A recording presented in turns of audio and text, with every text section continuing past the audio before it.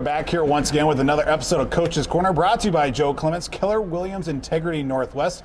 I'm your host, Paul Vold, joined alongside with assistant coach for your Granite City Lumberjacks, Eric Moser, here this week as we talk about a split on the weekend here for the Granite City Lumberjacks, making another trip down to Mason City in the span of about a month.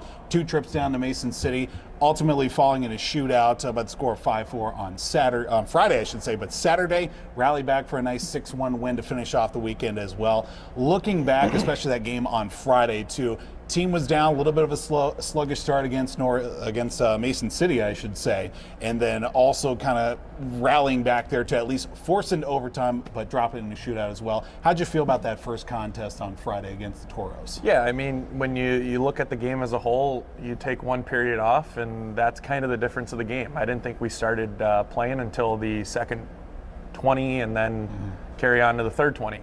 So I think we played a total of 2 full frames of hockey, and that's kind of what helped us battle back, right? And if you have good starts on the road, it translates into good results. And we just didn't have a very good start on Friday night, and that's kind of why the game ended the way it did. But I thought our guys responded well, and that was kind of the message that we carried over from Friday night to Saturday, where we needed a good road start. We needed to get on those guys fast and hard, and that's kind of what translated into a Saturday night win. Yeah, talking about especially too, the slow starts have been, numerous here throughout the start of the season as well. One of which that hasn't been helpful too.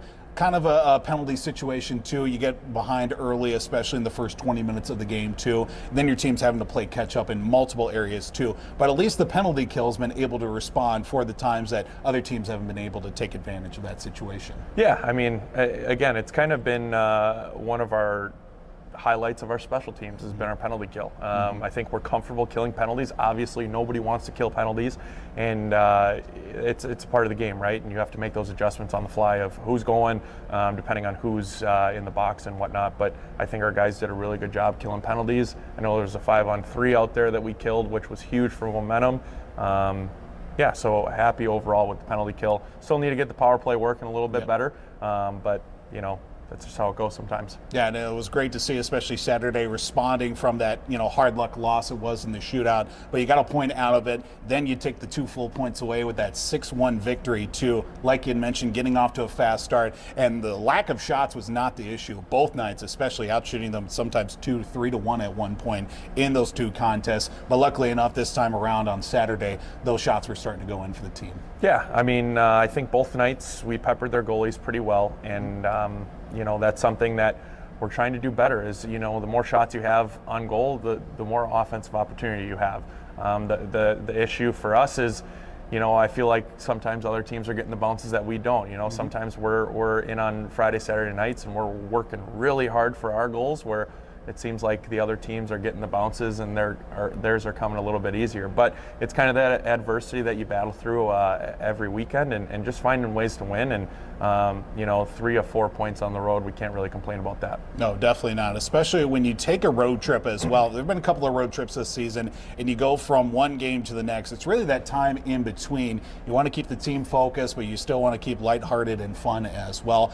It's one thing that doesn't really get mentioned a lot, especially when it comes to, obviously, the road trips and what happens between games, but what's really kind of the mindset or kind of the activity that takes place between those 2 games leading up from a Friday night going into a Saturday too? Well, obviously the road trips are a little bit different when we're staying overnight, just because, on that Friday night you're in the hotel after and whatnot, but Saturday morning you check out at 11, sometimes noon, and then you're just kind of hanging around town and killing time until a 7-10 game time. So there's a lot of downtime and a lot of time to, kill and find a way to, mentally stay prepared and sharp between the ears. So that definitely makes it tough. But, it's one of those things that's part of junior hockey. So guys do a really good job of just staying loose, and obviously, the bus is available for them. It's not the most ideal place to nap or hang out, but guys stay loose. They toss football around, play soccer in the parking lot and whatnot. And then, head back to the rink about 5 o'clock and, get ready for game 2. But those Saturday overnighter during the day. Those are tough for players, even the staff. I mean, they're just long days that you just have to battle through and get to game time and hopefully show up on time. Yeah, well, one thing we won't have to worry about, especially this coming weekend as well, back at home for a 2-game set as well. Friday, you've got Wilmer coming to town, and then Saturday, first matchup of the season against the Alexandria Blizzard as well. Always, we've mentioned here, we played Wilmer a few times here this season already. Always been a tough matchup, and it looks like this Friday won't be short of that either. Yeah, I mean, we're excited to have a couple in our own barn again.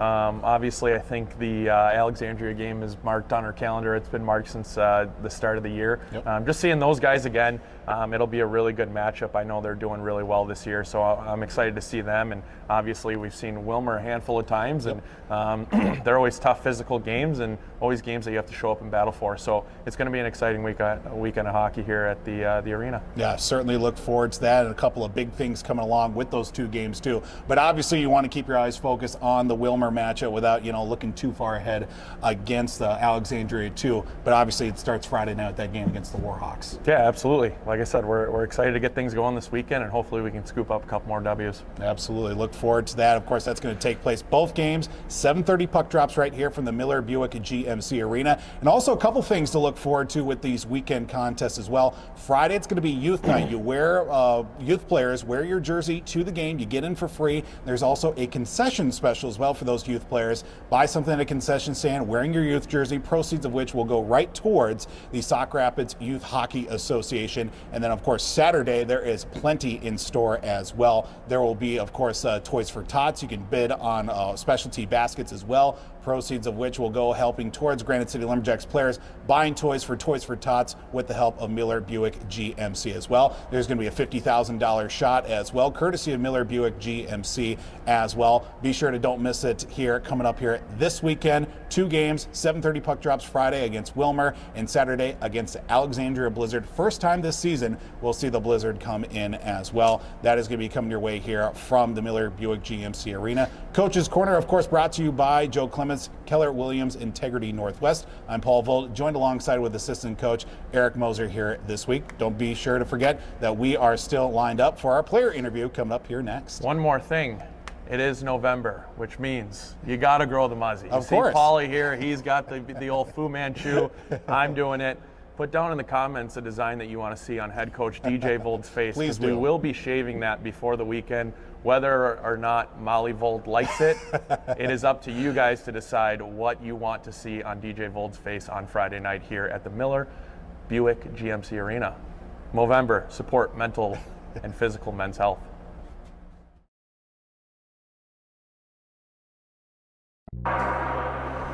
Hey Lumberjacks fans, Paul Vold here. Don't forget to stop by the Sawmill each and every week because there's always new stuff coming in and you always want to gear up for game day, whether you're doing that or maybe you're gearing up for the holidays as well. We've got hats, we've got sweatshirts available, extra small and up to 3X, everything in between. We got t-shirts, we got sweatshirts, we got everything. Don't forget about staying warm here inside the Miller Buick GMC Arena with these special limited edition blankets as well. They're going like hotcakes. Each and every weekend, the Lumberjacks are at home. But of course, we can't forget as well, be sure to get your Fraser Cup National Championship gear. We've still got some items left as well, whether it be t-shirts or sweatshirts. Stop by the Sawmill, talk to Dee and all the great folks that work here each and every home game. Stop by the Sawmill, gear up for game day, and always support your Granite City Lumberjacks.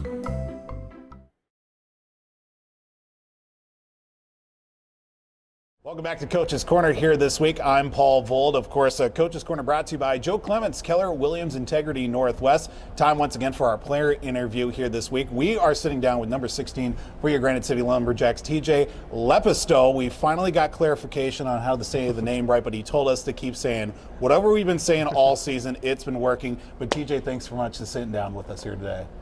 Thank you for having me. Absolutely. First off, of course, we want to let our fans know a little bit about yourself, where you're from, how long you've been playing hockey.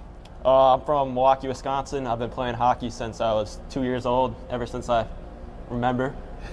Love the game. Absolutely. And of course, got you here to Granite City too. But one thing we always ask some of our players that come on here too is, how did you come to know of Granite City and come to this team? So Actually, Moser scouted me.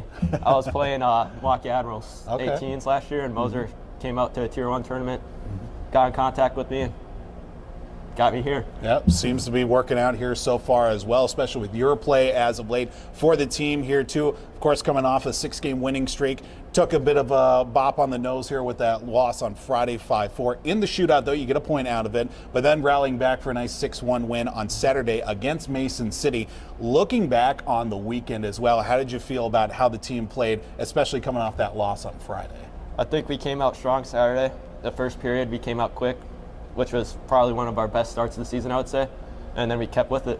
Second and third, we kept winning periods, kept putting the puck on net, kept scoring. Yeah, that's definitely one thing that we noticed too, especially those 2 games. Shots were 3-1, maybe even 4-1 at a couple of points through those 2 games too. But it's always been a little bit of a slow start for the team too, and somehow the second and third period, it just always comes together for the team too, kind of rallying back, especially that game from Friday. How do you feel, especially as of late here, that the team has been able to kind of counteract some of those slow starts by continuing to find ways to, jump ahead and win the game at the end of the night? I think it's just our grit. I think we have a lot of grit on our team. We keep going, even though if we're down 3-1, we'll find a way. We always have. And I think we got to keep doing that, but hopefully not so much.